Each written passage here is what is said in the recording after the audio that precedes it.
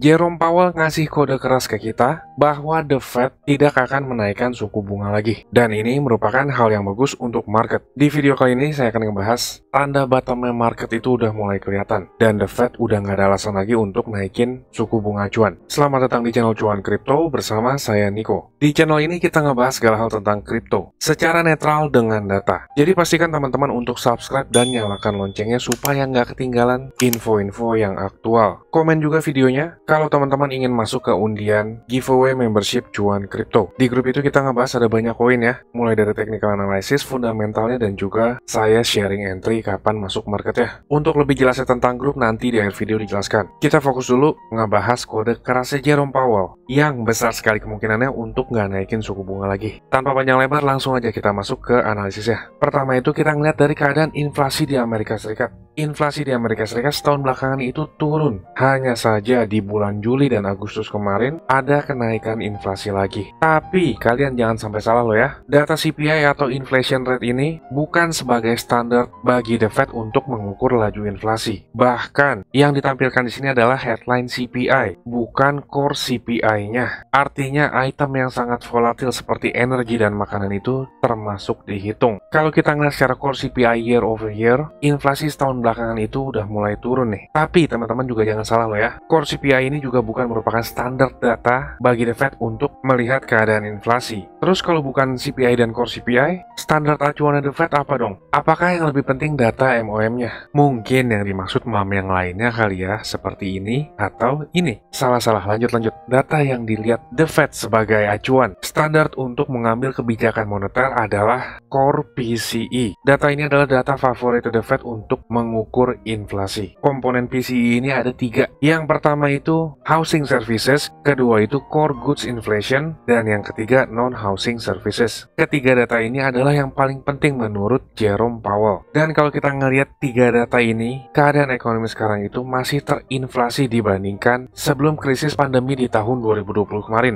Kalau kita ngelihat di sini, core goods inflation yang ditandai dengan garis putus-putus ini udah mulai turun. Yang masih belum turun adalah housing services dan juga non-housing services. Kedua ini housing services masih tinggi tapi sudah mulai turun. Berdasarkan Bureau of Economic Analysis, housing services yang termasuk komponen PCE ini di dalamnya juga dihitung rental value sekaligus housing price-nya. Dan kalau kita ngelihat data rental value real estate Amerika Serikat, harga rumah di sana itu sudah turun bahkan terdeflasi. Tapi yang tercermin di data PCE ini masih tinggi. Itu karena adanya efek lagging atau terlambat. Jadi harap dipahami semua indikator itu sifatnya lagging atau terlambat. Dan kalau kita ngeliat di sini juga, ini udah mulai turun dari puncaknya. Nah, yang jadi kekhawatiran The Fed adalah bagian non-housing services ini. Salah satu komponen terbesar di non-housing services adalah ketenaga kerjaan. Di setiap FOMC-nya The Fed, Jerome Powell itu selalu berkata seperti ini.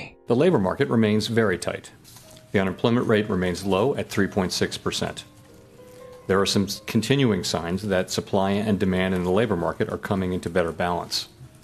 The labor force participation rate has moved up since last year, particularly for individuals aged 25 to 54 years. Nominal wage growth has shown some signs of easing, and job vacancies have declined so far this year.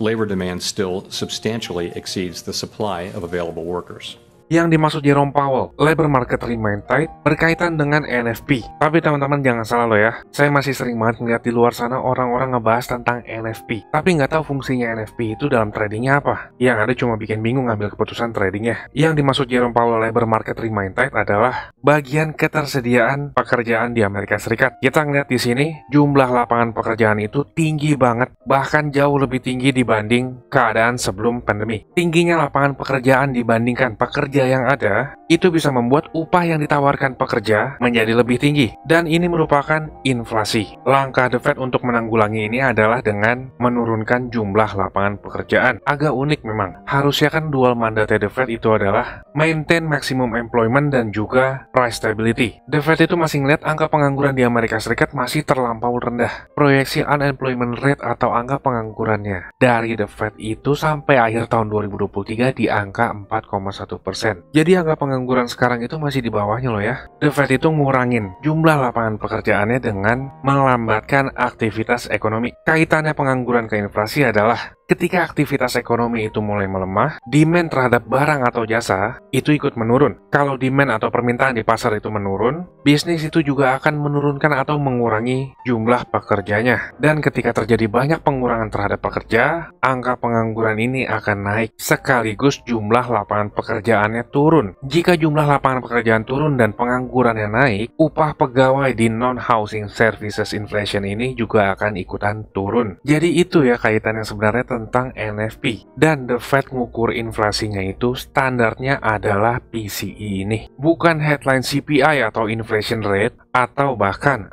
core CPI mom. Ya mungkin aja saya salah dan nggak ngejelasin secara detail. Lanjut nih, kita ke kesimpulan. Dari semua data yang saya jelaskan tadi, kemungkinan terbesarnya The Fed nggak akan naikin lagi suku bunganya. Kode kerasnya The Fed yang sebelumnya di setiap FOMC meeting itu selalu bilang, komite mengantisipasi ongoing rate increase. Tapi sekarang, narasi yang dibangun Jerome Powell adalah some additional policy firming. Artinya yang sebelumnya agresif menjadi melunak nih. Udah nggak ada kata-kata antisipasi ongoing rate increase. Suku bunga acuan The Fed juga mendekati terminal rate-nya di angka 5,25 sampai 5,5 dan juga kebijakan moneter yang dijalankan The Fed itu terbukti berhasil untuk menurunkan inflasi. Kita bisa ngeliat dari core inflation rate year on year, bukan month-over-month ya, karena data itu terlambat. Kebijakan kenaikan suku bunga itu efeknya 12 sampai 18 bulan kemudian. Jadi lagging, kita ngeliatnya year over year. Atau bahkan kita ngeliat data favorit The Fed yaitu core PCE ini. Jadi begitu ya, teman-teman dapat pengetahuan baru lagi nih. Alangkah baiknya kalau teman-teman terbantu, kita sama-sama saling bantu ya, dengan klik tombol like dan subscribe-nya. Kita bikin video ini juga butuh effort, baik itu tenaga dan juga waktu untuk mencari sumber-sumber yang valid, dan juga sedikit pinggang yang encok ya, kelamaan duduk buat ngejelasin dengan bahasa yang mudah dipahami teman-teman secara gratis. Kalau nggak suka sama videonya, boleh dislike, supaya video dari channel ini nggak masuk lagi ke rekomendasi kalian dan channelnya nggak bisa dicari. Yang rugi itu nantinya kalian sendiri karena masih tersesatkan oleh tanda kutip analis. Nggak sampai 12 jam lagi ada FOMC meeting, dan probability terbesarnya The Fed itu nggak akan naikin suku bunga lagi. Hal ini itu bullish banget buat market loh. Sekarang kita ngebahas Bitcoinnya sedikit ya. Bitcoin ini di video sebelumnya itu saya ngejelasin tentang bullish divergence. Itu bullish divergence-nya valid dan kita ngeliat di sini ada kenaikan. Kalau saya ngejelasin ke teman-teman member sih,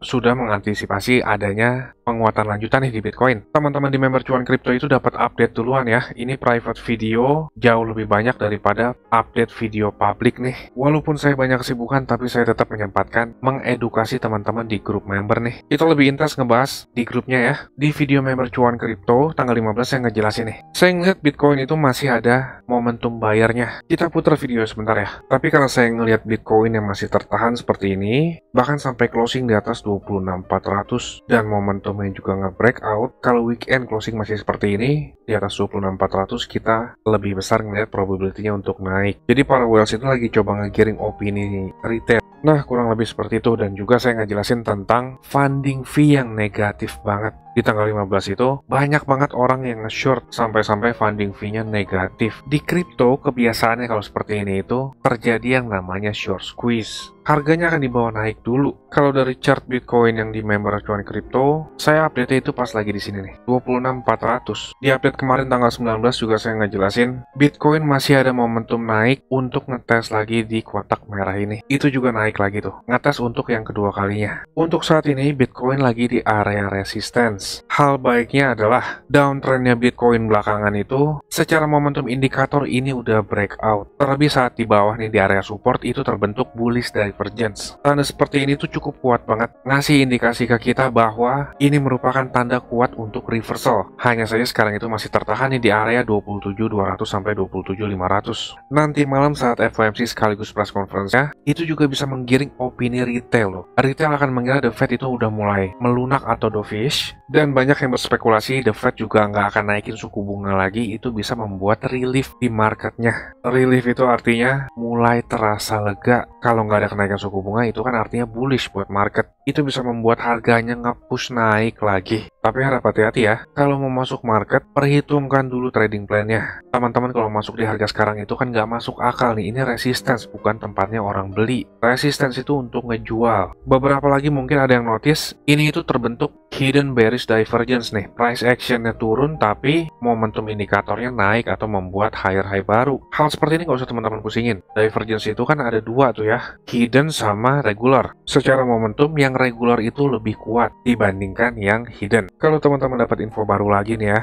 subscribe dan like lah minimal. Ini bukan nge-miss like tapi buat kebaikan teman-teman juga kok. Tujuannya adalah supaya channel ini dijangkau lebih banyak orang dan makin banyak orang juga yang teredukasi. Market itu belakangan lagi euforia sedikit lah ya.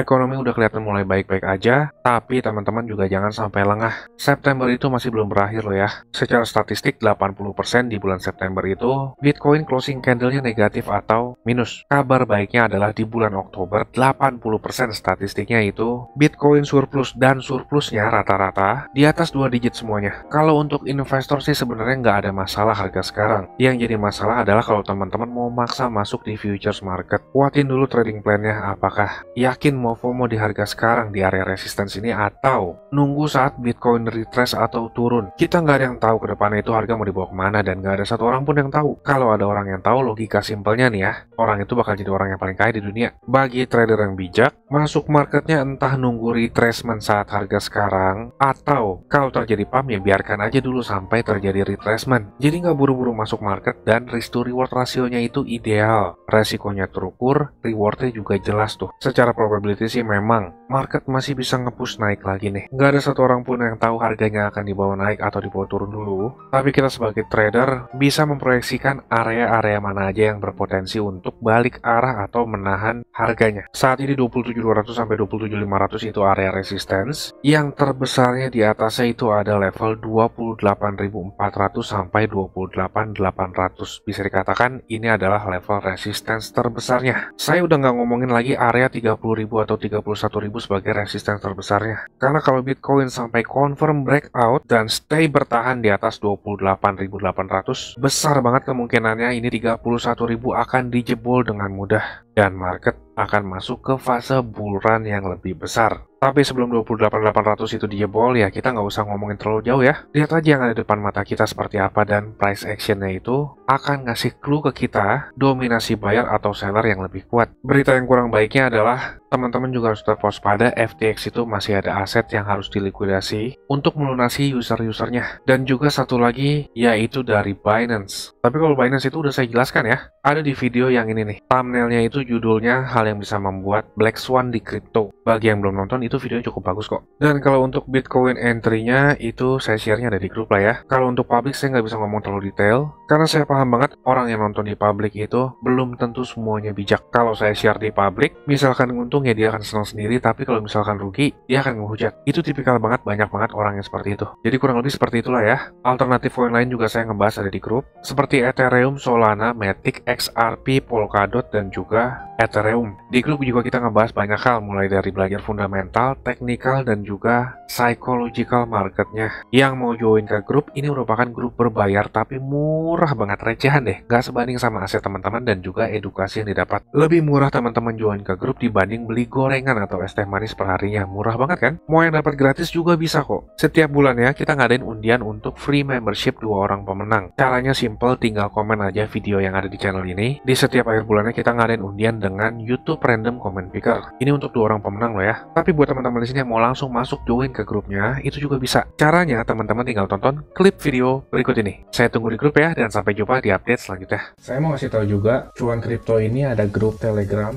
dan juga udah cukup banyak juga aktif membernya. Keuntungan yang didapat yaitu teman-teman sekalian waktunya efisien, nggak pusing buat analisa chart, apalagi yang belum ngerti. Yang kedua, update terdepan karena saya lebih sering update dan aktif di grup tersebut ya. Yang ketiga, teman-teman sekalian dikasih tahu kapan waktu terbaik untuk beli koin, dan itu biasanya barengan saat saya juga beli koin. Yang keempat, ada diskusi grup chat buat ngobrol sesama member, saling kenal dan tanya jawab. Dan yang terakhir, teman-teman bisa request koin untuk dianalisa Analisa. Ini grupnya nggak gratis ya teman-teman, tapi tenang, harganya murah kok, yaitu Rp199.000. Tapi tunggu dulu karena diskon buat teman-teman sekalian, jadi Rp99.000 doang. Atau kalau dihitung, itu sama aja kayak Rp3.300 per hari. Ini biaya per bulan ya teman-teman. Rp3.300 tuh murah banget ya. Harganya sama kayak parkir di pinggir jalan. Tapi kalian bisa dapat manfaat yang cukup banyak dari grup ini. Ini harga promo ya teman-teman, cuma buat 100 pendaftar pertama. So jangan sampai ketinggalan ya, karena tinggal sedikit banget slotnya. Teman-teman bisa ngelihat sendiri ada 92 member aktif, dan saya kebanyakan lebih aktif di grup ini. Dan juga setiap ada peluang, saya selalu kasih tahu ke grup ini kapan untuk entry-nya. Bisa lihat di sini ada 3 video yang di unlisted dari YouTube, karena ini khusus untuk member dari grup tersebut. Kalau kalian berminat, saya akan kasih link Telegram di kolom deskripsi. Kalian tinggal chat, saya berminat gabung. Ditunggu di grup ya. Capek kan beli pas lagi tinggi, jual pas lagi rendah? Ayo, buruan gabung grup ya. Saya pamit dulu, salam. Cuan kripto, cuan terus.